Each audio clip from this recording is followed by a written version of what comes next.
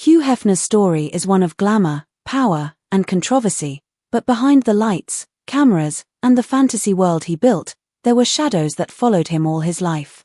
Many people only saw the image of the man in silk pajamas surrounded by women, but few realized the secrets he kept hidden, the pain he carried from his youth, and the darker truths that came out long after his death. He was born Hugh Marston Hefner on April 9, 1926, in Chicago, Illinois. His childhood shaped everything he would later become. His parents were strict Methodists who avoided affection, believed movies were sinful, and kept a home filled with rules. For a young boy, that kind of cold upbringing created deep loneliness. He later admitted that because he never felt warmth in his family, he grew up craving freedom, passion, and emotional connection. Even as a child, he started drawing pictures of women in ways that shocked his parents. He didn't know it then, but those drawings were the first steps toward the empire he would build. Hefner's intelligence was clear from an early age. His IQ was 152, but he wasn't a great student. His grades were only average, yet his imagination and creativity were far above the rest. At school, he began writing comic books with himself as the hero, escaping into adventures he could only dream about. When he was 16, a girl named Betty broke his heart, and that pain transformed him. He reinvented himself completely, changing his name to Hef, dressing differently, and creating a comic called School Days based on his life. For the first time, he used heartbreak as fuel for his creativity, something he would keep doing throughout his career. At Steinmetz High School, he kept pushing forward. He launched the school newspaper called the Steinmetz Trumpet in 1943, serving as a cartoonist and reporter, mixing humor with stories that gave him a voice. He sang in the school band, joined the student council, and placed himself at the center of everything. Even decades later, he never forgot that time in his life. In 2010, when he was already an old man, he donated money so the school's paper could be printed in color. He even stepped in again in 2016 when students faced censorship issues. For him, that connection to his school years stayed strong until the very end. In 1944, at the age of 18, Hefner joined the U.S. Army during World War II. He trained at Fort Hood in Texas and earned a sharpshooter badge with his M1 rifle. But instead of being sent to the front lines, his strong typing skills gave him a desk job in Maryland. He later said it was a lucky break. Instead of fighting and possibly dying overseas, he spent his service years chasing women in Washington, D.C., and drawing cartoons for Army newsletters. He believed those quiet years allowed him to hold on to his creative spark. If he had gone into combat, he thought Playboy might never have been created. After leaving the Army in 1946, Hefner went to the University of Illinois. He studied psychology, with minors in creative writing and art, and completed his degree in just 2.5 years. While there, he became editor of the campus humor magazine Shaft and introduced a new feature called Co-Ed of the Month. It was a risky move that gave a glimpse of the kind of boldness he would later bring to Playboy. He briefly attended Northwestern University for graduate school in 1949, but left after writing a paper criticizing America's sex laws. He wanted to challenge society, not simply follow rules. Around the same time, he studied art at the Chicago Art Institute, blending his love for words with visuals. In 1952, Hefner was working at Esquire magazine, earning $60 a week. He asked for a $5 raise, but when they refused, he quit. That decision changed his life forever. He mortgaged his furniture for $600, raised $8,000 from 45 investors, and even received $1,000 from his mother, who didn't believe in his dream but supported him anyway. His first idea was to name the magazine Stag Party, but legal threats forced him to change it. He chose Playboy. The first issue was created in his small kitchen in Chicago. When it was released in December 1953, it didn't even have a date because Hefner wasn't sure there would ever be a second issue. The highlight of the magazine was a nude photo of Marilyn Monroe, bought for just $500. The picture had been taken years before she was famous, and Monroe herself never worked with Playboy or even met Hefner. But that single image became iconic and sold nearly 54,000 copies at 50 cents each. Alongside the photos, Hefner included jazz articles, sports coverage, and even a Sherlock Holmes story.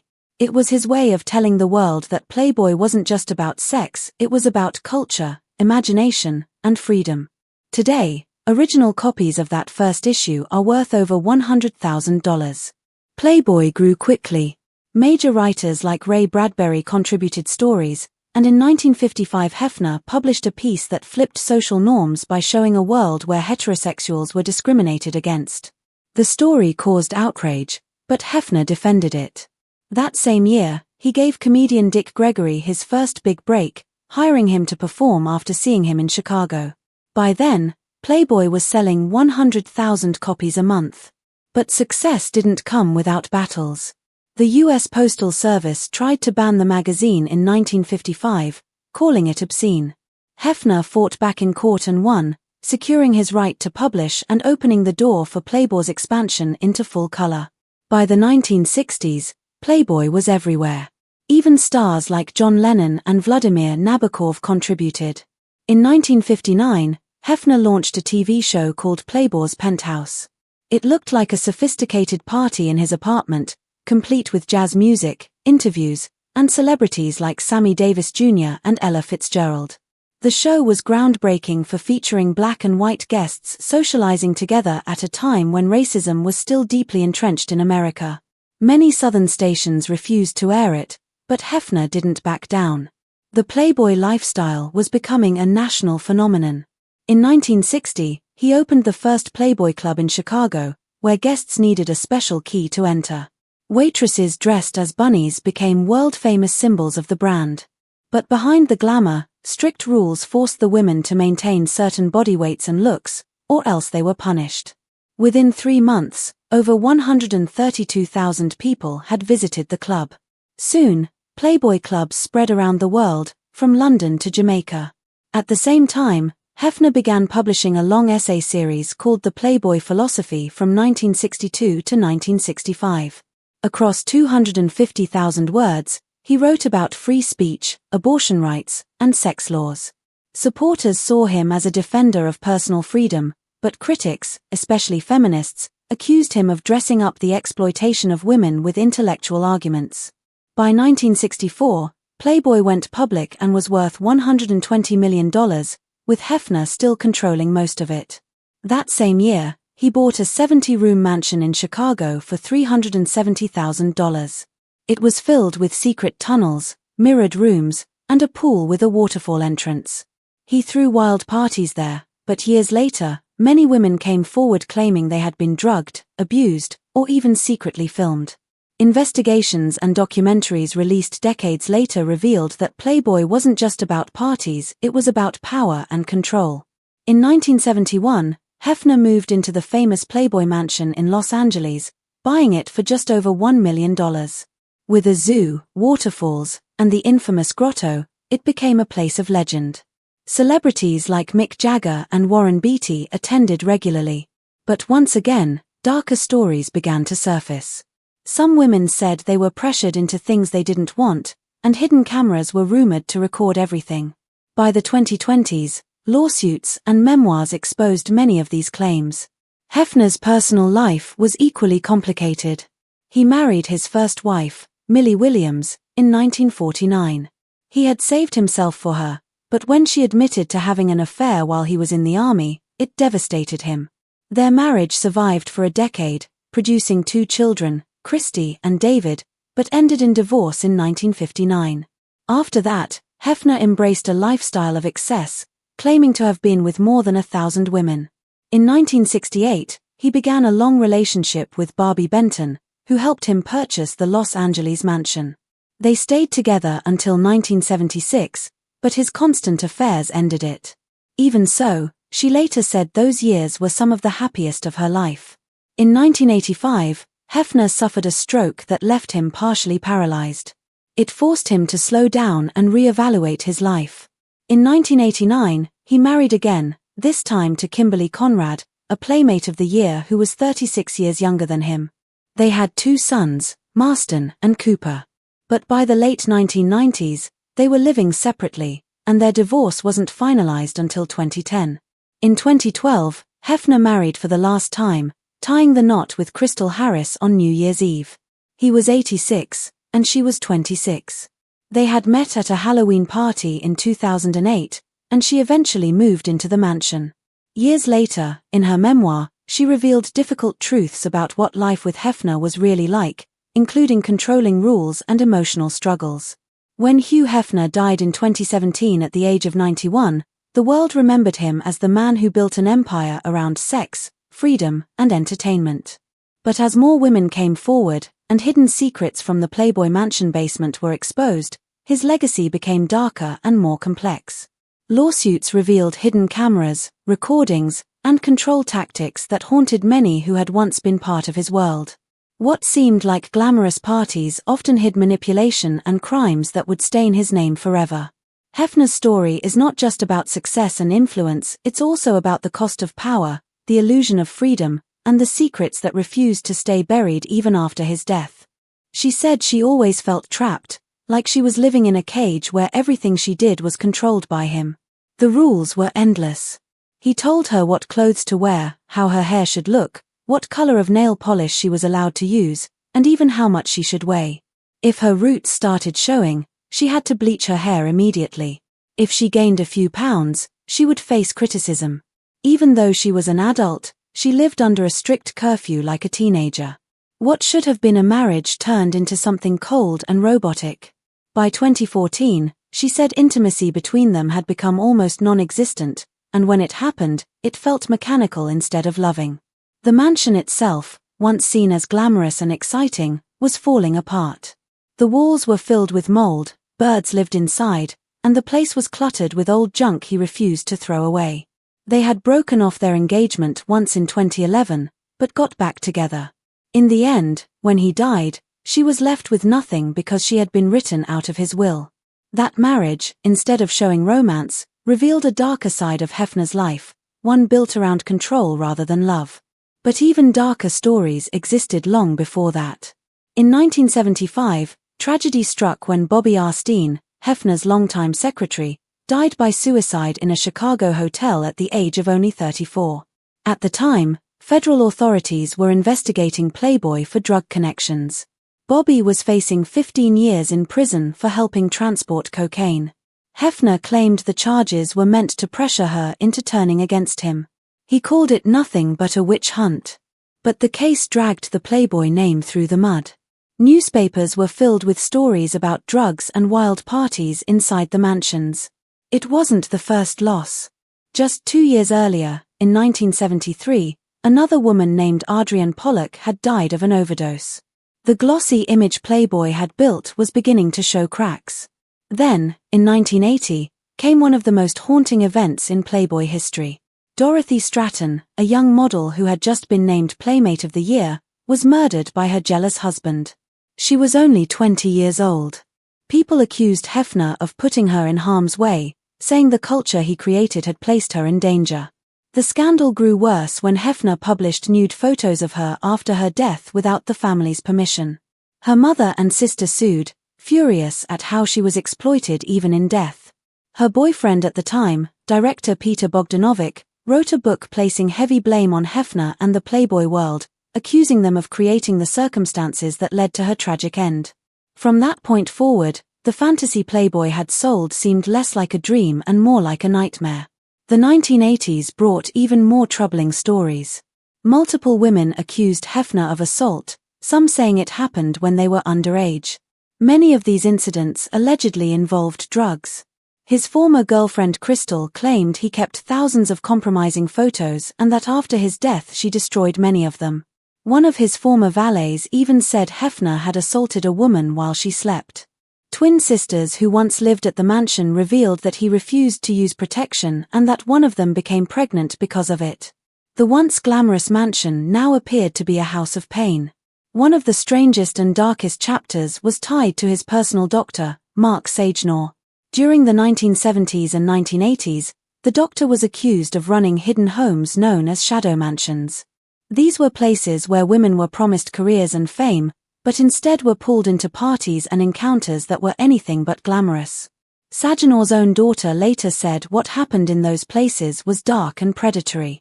Some even suggested that Hefner and Sagenor's friendship went far beyond medical advice. Rumors swirled that these shadow mansions were used for illegal videos and abuse. The truth started surfacing when federal drug investigations in the 1980s uncovered disturbing details. The mansion itself told a story of decay and secrets. When Hefner bought the Gothic-style house in 1971, he turned it into the most famous party spot in Hollywood.